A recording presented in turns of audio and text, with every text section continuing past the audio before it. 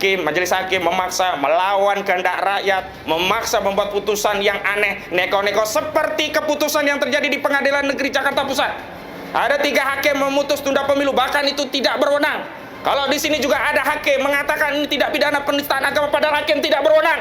Yang berwenang MUI tidak datang, tidak memberi keterangan tertulis, tapi hakim nekat mengatakan ini penistaan agama. Maka akan terjadi pembangkangan umat ini dan runtuhlah wibawa pengadilan. Takbir. Allahu Akbar.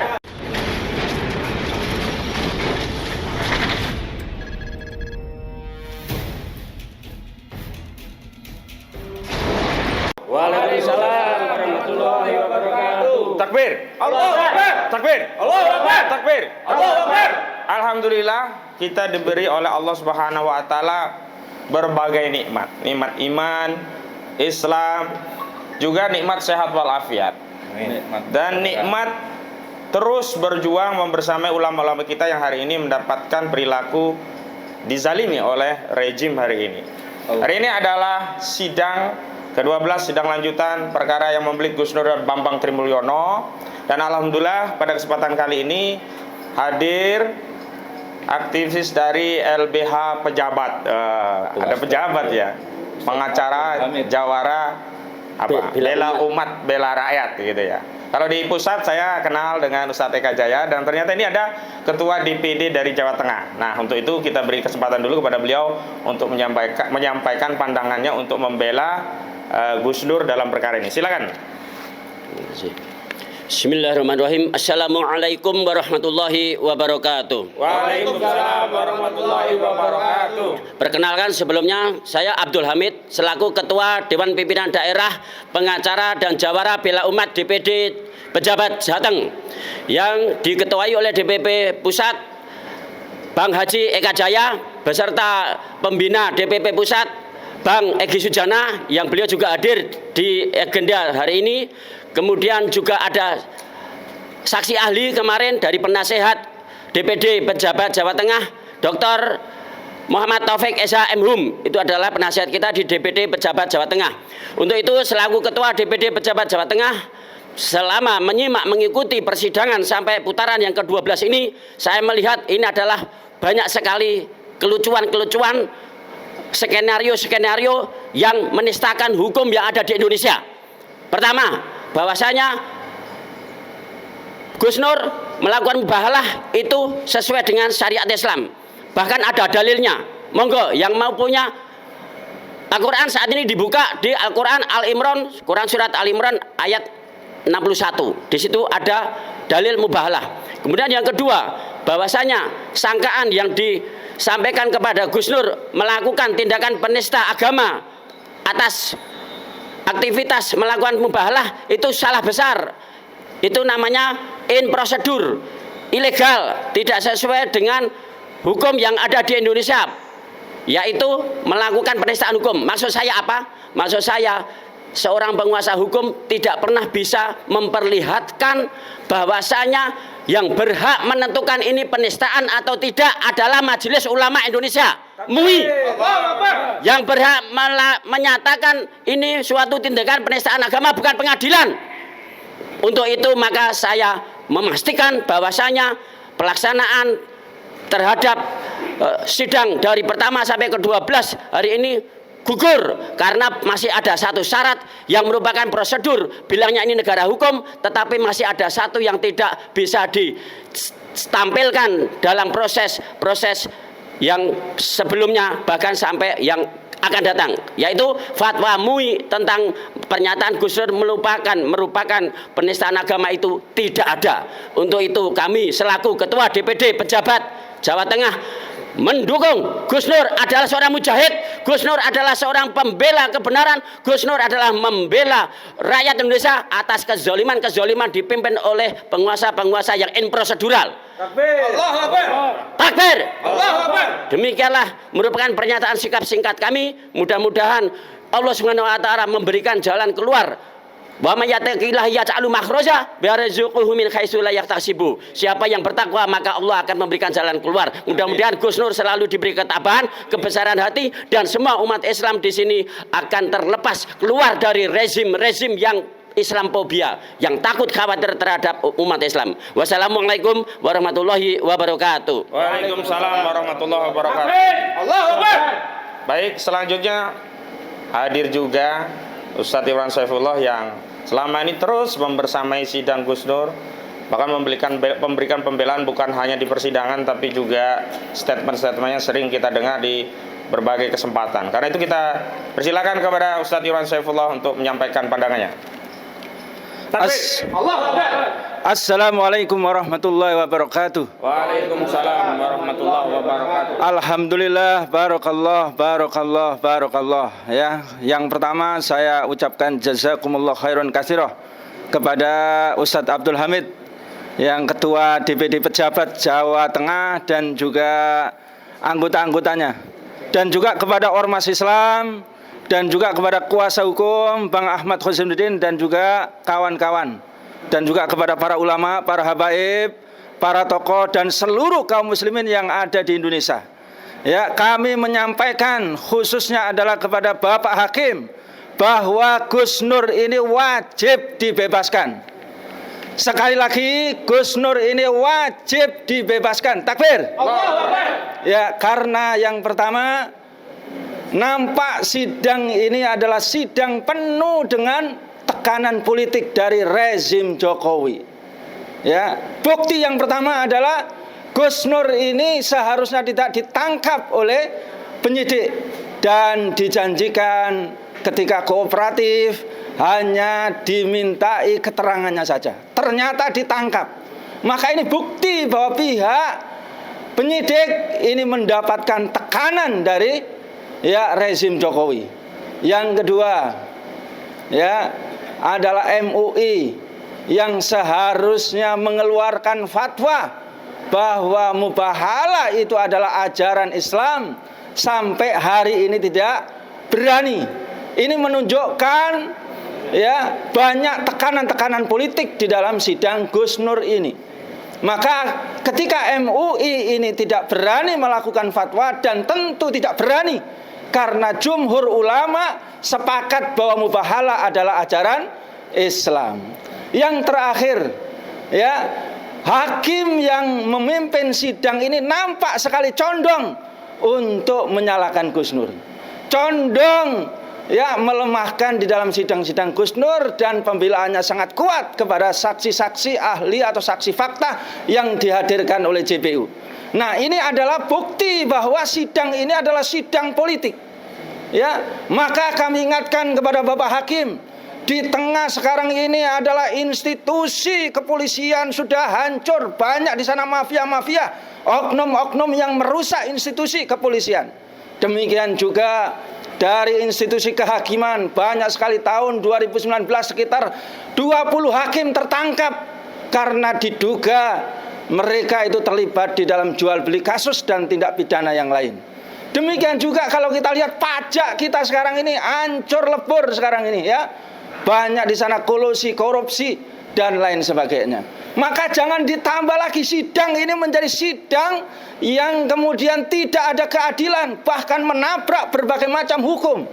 Maka ini akan terjadi ya ketidakpercayaan masyarakat kepada institusi kehakiman. Bahkan akan terjadi pembangkangan nasional ketika Gus Nur tidak dibebaskan. Maka sekali lagi dari berbagai macam, mulai sidang pertama sampai sidang 12, tidak terbukti sama sekali Gus Nur ini melakukan penistaan agama, tidak terbukti membuat keonaran, tidak terbukti dia melakukan hoax, karena hingga saat ini Presiden Jokowi tidak berani mendatangkan ijazah aslinya. Memang nggak boleh. Nah, yang terakhir saya sampaikan Bapak Hakim, ya, Allah SWT melalui Rasulnya berpesan kepada kita bahwa daging para ulama dan pengemban dakwah itu adalah racun. Rasulullah di dalam hadis yang disahihkan oleh Imam Bukhari, Rasulullah menegaskan kepada kita, Bismillahirrahmanirrahim, Man adali waliyam faqad adzantuhu bil harbi. Siapa saja yang memusuhi ulama, siapa saja yang memusuhi pengemban dakwah, maka aku mengumumkan perang kepada mereka, kepadanya. Dan Imam ya Ahmad bin Hambal dan juga para ulama yang lain, Imam Ibnu Asyakir menjelaskan hadis ini.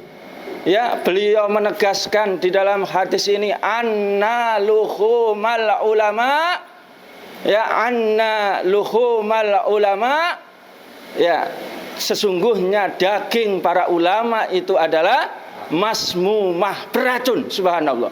Maka racun ini kalau dihirup saja orang itu akan sekarat. Kalau daging ini, racun ini dihirup saja orang akan sekarat. Kalau racun ini diminum maka orang itu akan mati. Nah, para ulama menjelaskan kalau kemudian kriminalisasi kepada Islam, kriminalisasi kepada ajaran Islam, sama saja itu adalah melawan Allah SWT dan Rasulnya. Allah dan Rasulnya mengumumkan perang kepada mereka.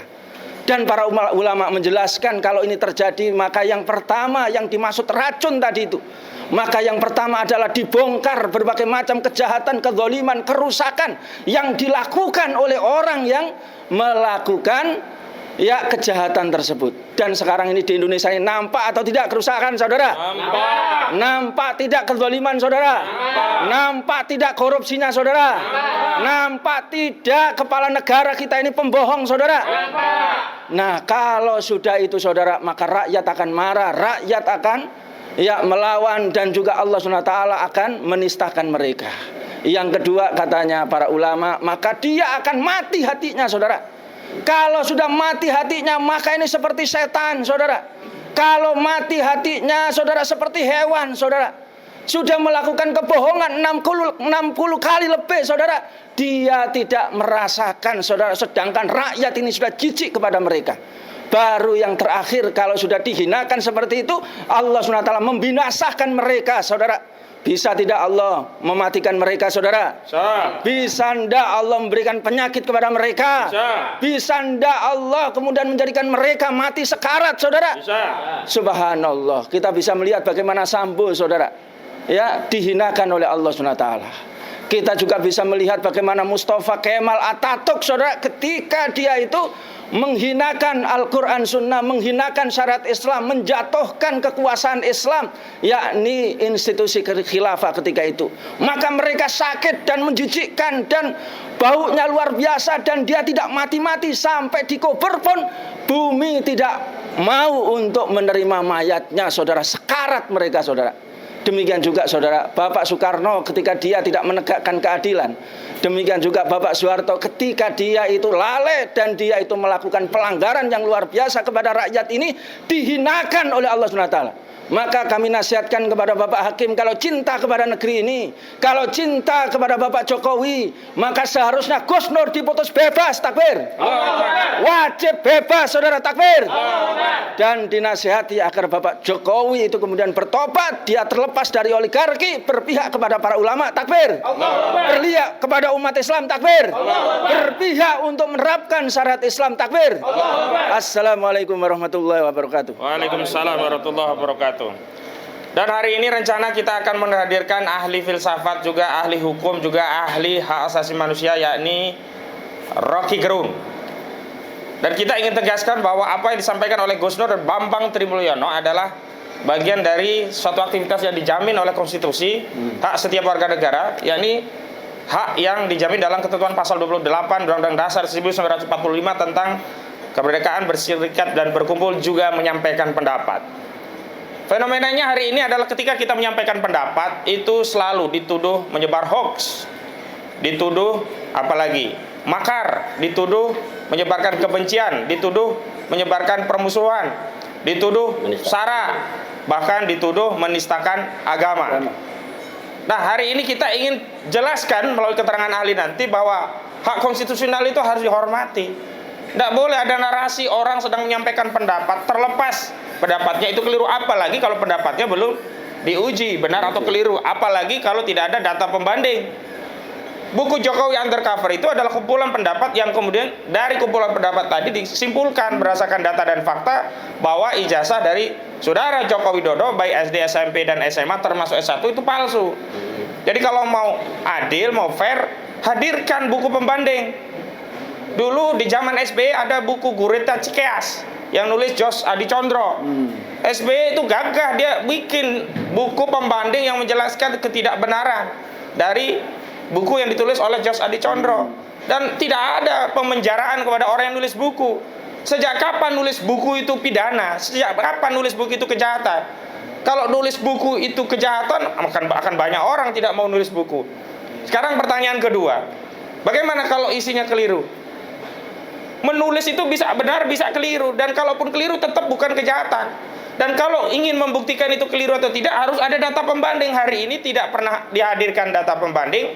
Buku pembanding tidak pernah ada, ya kan? Yang bisa mengcounter isi daripada buku Jokowi Undercover 2 yang ditulis oleh Bambang Trimulyono. Kemudian ijazah asli juga tidak dihadirkan untuk mengcounter ijazah-ijazah kopi-kopian yang tentu saja kalau kopi-kopi saja itu diduga palsu, banyak sekali yang beredar. Bahkan ijazah asli made in Pramuka juga banyak sekali begitu. Jalan Pramuka itu ya. Nah, karena itu tidak boleh kemudian menghilangkan, menghapus hak masyarakat, hak warga negara untuk menyampaikan pendapat dengan dalih ini hoax ya. Ini melakukan pencemaran, ini melakukan kebencian, permusuhan berdasarkan suku, agama, ras, dan antar golongan, bahkan dianggap sebagai penistaan agama.